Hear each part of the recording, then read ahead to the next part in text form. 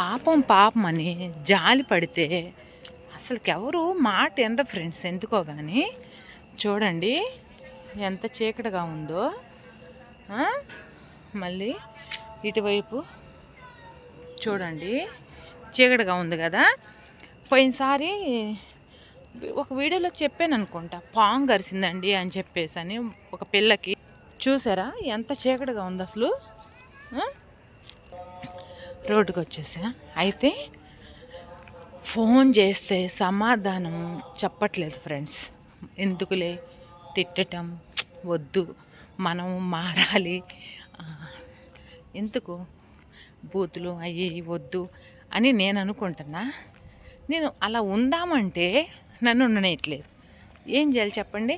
మొహానేంటి బొట్లేదని అనుకోమాకండి. శుక్రవారం కదా, ఈ బుద్ధి పెట్టుకున్నాను, పోయింది.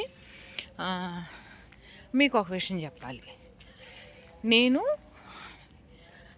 ఈరోజు ఒకసాటికి వెళ్ళి అయితే వచ్చాను. ఫోన్ మీకు చూపిద్దాం అనుకున్నాను. ఆ అమ్మాయి కూడా సోషల్ మీడియా చూపిద్దాం అనుకున్నాను, కానీ బాధేసింది ఫ్రెండ్స్, అందుకని చూపించలేదు. పాపం మా అమ్మ దినానికి వచ్చాడు, అంతా చేశాడు. ఆయనకి ఏదో హెల్త్ ప్రాబ్లం వచ్చి బాగలేక ఆయన చనిపోయాడు బుధవారం నైటు. ఎప్పుడు ఇస్తావా నీళ్ళు డబ్బులు? కన్ఫామేనా? చాలా రోజులు అయింది, నీకు తెలుసు కదా. ఇప్పుడు మేడం ఏంటంటే నన్ను ఒత్తిడి చేస్తుంది, నువ్వు వెళ్ళటలేదా ఇంటికి అని చెప్పేసి. నేను అందుకు ఇప్పుడు వచ్చేసి ఫోటో తీసి మేడంకి పెట్టాలి నేను వచ్చినట్టుగా. ఇంకా ఆపొద్దు నువ్వు. మీకు డైలీ అని కదమ్మా ఇచ్చింది. డైలీ అని ఇచ్చినప్పుడు డైలీ సరే శనివారం శనివారం అన్నావు, అదేనా నాకు క్లోజ్ చెయ్యి. అది ఇంకా ఎగస్ట్రా ఉండా కట్టుకోండి, మీకే ఉంటాయి కదా. ఇవి తీసుకుంటే తర్వాత ఇంకా తీసుకొని తొందరగా కట్టుకోవచ్చు.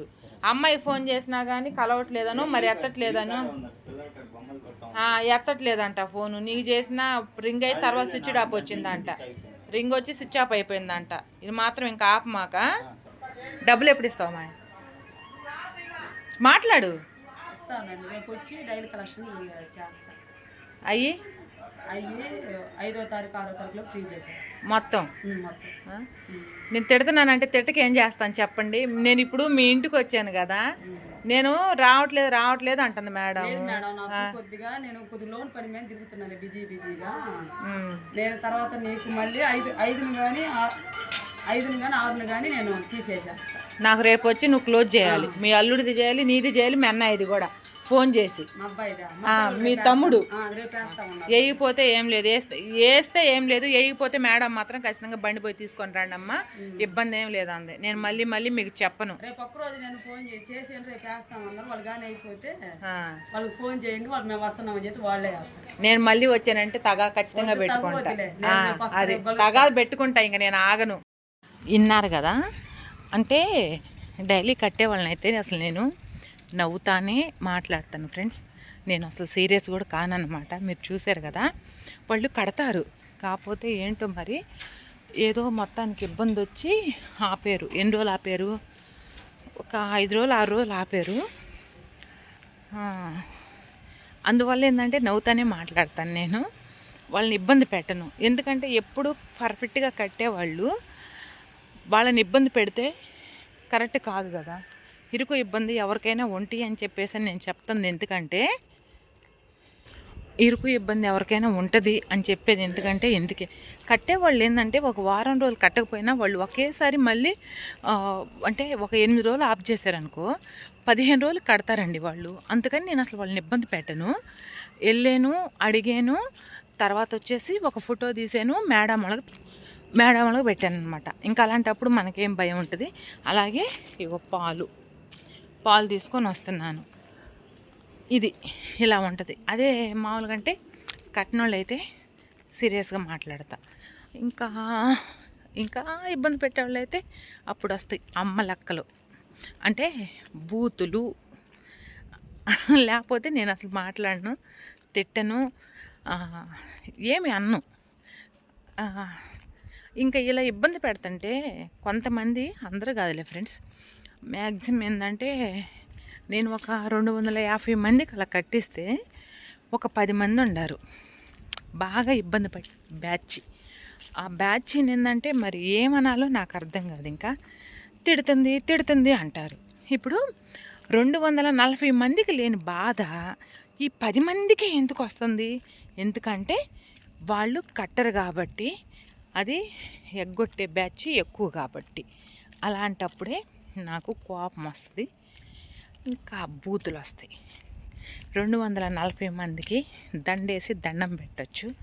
Super hit. నా కస్టమర్లు అనాలి ఇంకా వాళ్ళని.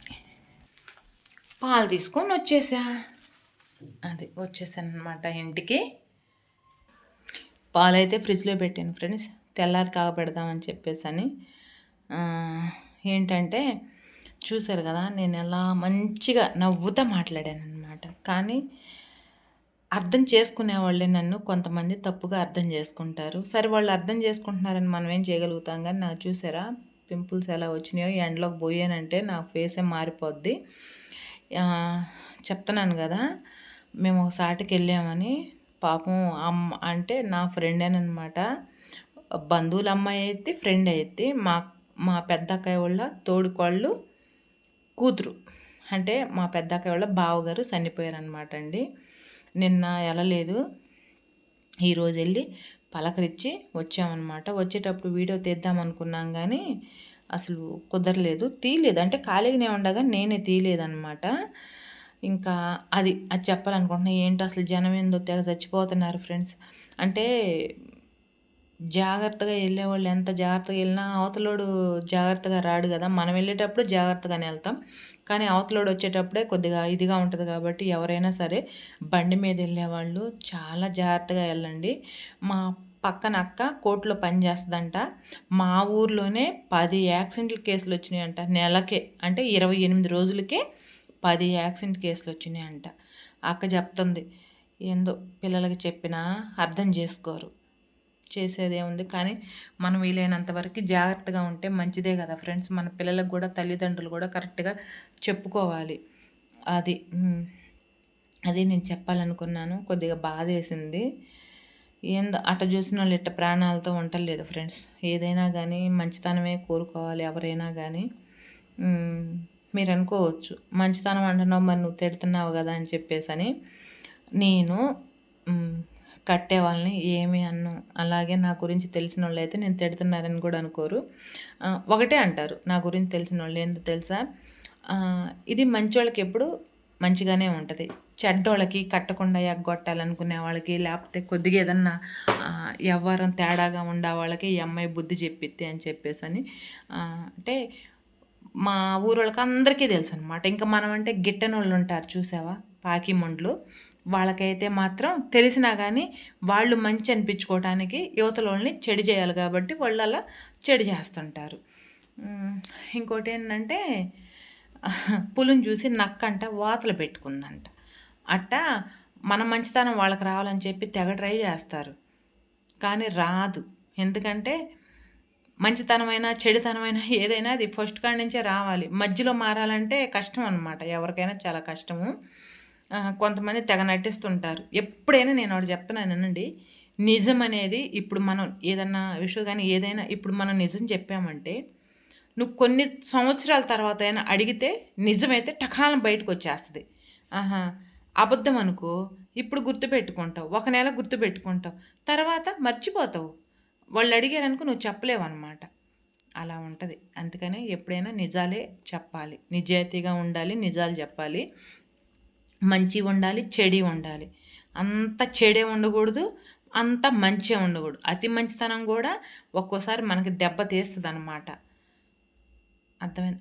మరి ఎక్కువ చెడుతనం ఉండగానే చాలా డేంజరు. అంటే మన అనుకునేవాళ్ళు ఎవరు రారు. అది ఫస్ట్లో నేను నిజంగా చెప్తున్నాను ఫ్రెండ్స్. ఇప్పుడు ఇంకా నేను చాలా వాటికి తగ్గాను. అంటే ఎలా అంటారంటే నలుగురిని కలుపుకోవాలి, నలుగురితోటి మంచిగా ఉండాలనే ఆలోచన నాకు ఫస్ట్ కాడి నుంచే ఉంది. కానీ కాకపోతే ఏంటంటే పెద్దోళ్ళు చెప్తారు కదా, వాళ్ళు కొద్దిగా ఆ కులం ఈ కులం అని. నేను ఒకటే చెప్తాను ఫ్రెండ్స్, ఫస్ట్లో ఇక్కడ నా చుట్టుపక్కల అందరూ నేను చెప్తున్నాను కదా, అందరూ ప్రతి ఒక్కరు కూడా మాకు అంటే సాకులోళ్ళు అనమాట అందరూ. సాకులోళ్ళు పక్కన ఉంటే సలవా అంటారు కదా, ఆ మాదిరిగా అందరూ సాకులోళ్ళు. అయితే వాళ్ళు ఫస్ట్ ఫంక్షన్‌కి మేము ఈడ ఇల్లు కట్టుకున్న కొత్తల్లో ఎళ్ళాలని చెప్పేసని ఏదో ఫంక్షన్‌కి చెప్తే నేను రెడీ అయ్యా. నాకప్పుడు అంత నాలెడ్జీ లేదనమాట. పెద్దోళ్ళని ఎదిరించిపోయే అంత నాలెడ్జీ లేదు.